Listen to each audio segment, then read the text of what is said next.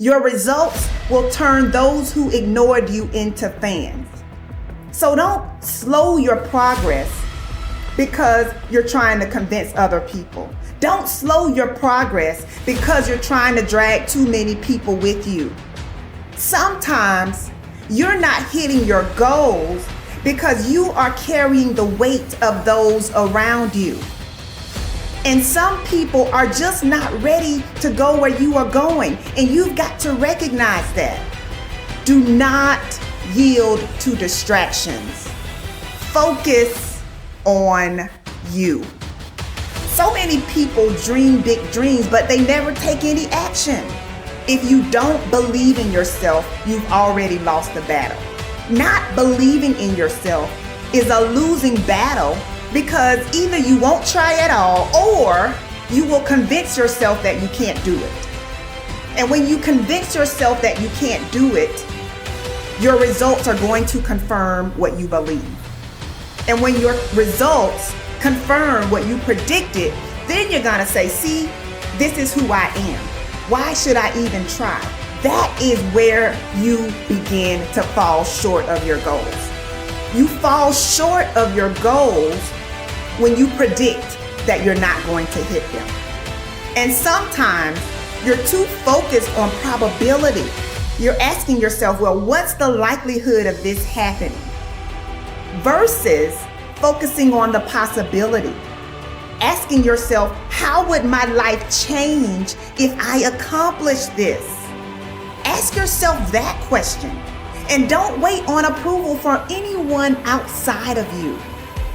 And don't feel bad because you feel like no one is cheering for you. No, you've got to decide that you are your biggest fan.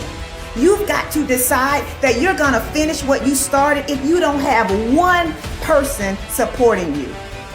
If nobody acknowledges you, acknowledge yourself. If nobody supports you, support yourself.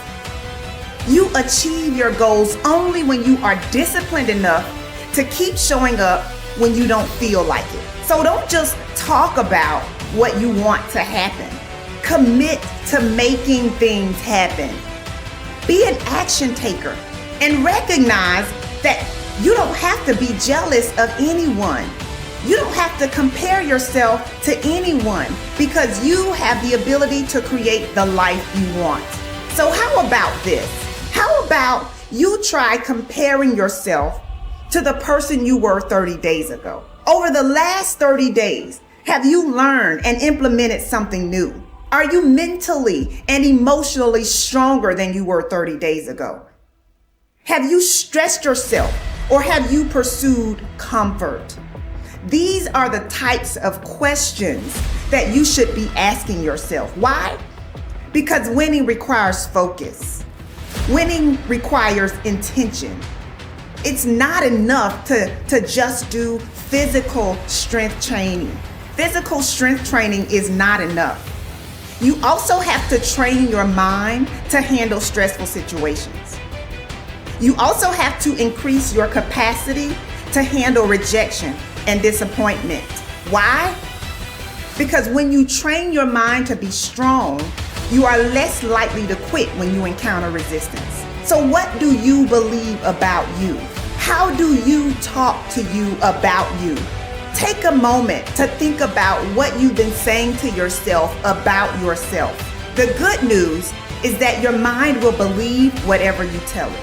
So make sure that you are speaking your desires and not your fears. You get to choose how your mind serves you.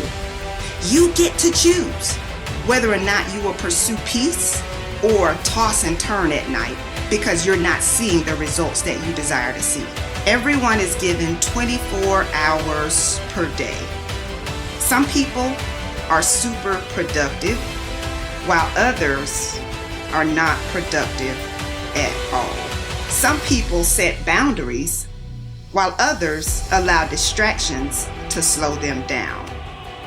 If you only remember one thing that I shared, I want you to remember the importance of valuing every moment that you are gifted. For many years, I didn't realize how valuable my time was. In fact, during my battle with depression, I would use every free moment that I had to myself to cry. It could be while driving my car. It could be during my lunch break. I had literally developed a habit of using my free time as an opportunity to think about just how unfair my life was. But one of the best decisions I've ever made was the decision to put in the work necessary to have a rewarding and joy-filled life. After years of overwhelming sadness, I finally realized that I had been wasting time that I could never get back. So I had to change my mental narrative. Am I problem-free right now? Of course not. But I do understand that worry and unhappiness is a distraction.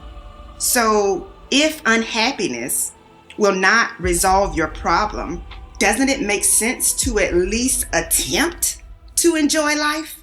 You know, it is possible to smile and enjoy your life even when you are going through a difficult situation. We all have valley moments. You just have to decide that you will not remain in the valley.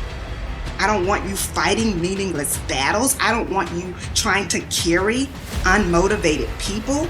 I want you to say, you know what? I'm going to do this despite what's going on around me. You've got to recognize that your now is valuable. You've got to recognize that your now is critical to your success. So I have one last question for you. How will you use the gift of now?